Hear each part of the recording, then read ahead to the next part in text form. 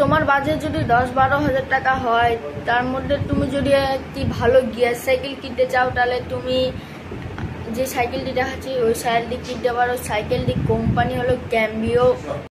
এটি ক্যাম্বিও সাইকেল। এই সাইকেলটিতে 16 ইঞ্চি একটি টায়ার পাওয়া যাবে। এই সাইকেলটিতে lock out suspension, 24 gear set, Shimano gear, oil disc break.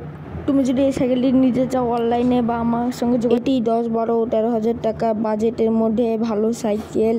এই সাইকেলটিতে রাইড, অফরোডিং, স্ট্যান্ড সব ভালো করা হয়।